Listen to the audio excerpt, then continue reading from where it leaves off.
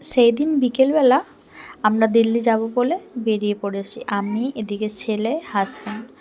তো আমার husband drive করে নিয়ে যাচ্ছিলো। যাওয়ার পরেই আমরা ট্রেনে উঠে পড়েছি। আমাদের ট্রেনটা ছিল রাজধানীতে 2 AC-তে।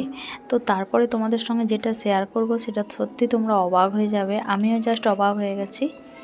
তো মানে আমি এসিতে ছিলাম, তারপরেই দেখছি যে স্লিপার কোচে খুব চিল্লাচিল্লি হাল্লাহাল্লি হচ্ছে। তো দেখো যে মানুষটাকে এভাবে পায়ে বেঁধে ঝুলিয়ে রেখেছে, এ অনেক বড় অপরাধ করেছে, মানে নোংরামি কাজ করেছে, সেটা তোমাদেরকে আমি বলতে পারবো না।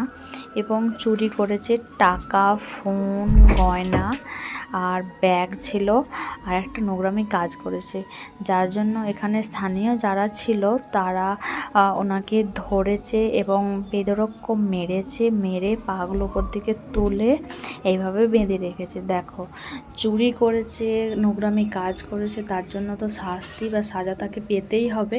হ্যাঁ, খারাপ অবশ্য লাগছিল, তারপরেও মানে মানে মনে মনে খুব রাগও হচ্ছিল যে মানে মানুষের অনেক কষ্ট করে সব কিছু সঞ্চয় করার পর এরকম একজন চোর এসে যখন হঠাৎ করে ব্যাগ ভর্তি করে নিয়ে পালিয়ে যাওয়ার মতো ষড়যন্ত্র আঁটে বা ব্যাগে ভরে নেয় সব কিছু, তখন তো তাকে সাজা পেতেই হবে। আর এখানে অনেকেই বলছিল যে সাজা কেন তোমরা দিচ্ছ, পুলিশে কমপ্লেন দাও। তো হ্যাঁ, পুলিশে তো অবশ্যই কমপ্লেন দেওয়া হয়েছে, পুলিশ অলরেডি আসবে।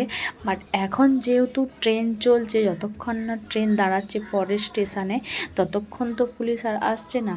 তো পুলিশ যতক্ষণে না আসছে তার আগে তোমার এই যে তোমার ট্রেনের যে যে সাপ্লাই দেয়, ধরো ওই যে ট্রেনের মধ্যে যে কোচে থাকে না, ওনারা এসে ওনারাও ভিডিও করছিল, ওনারাও বলছিল যে ট্রেন আসবে, এখানে পুলিশ উঠবে, পুলিশের হাতে মোটামুটি তুলে দিতে হবে এনাকে।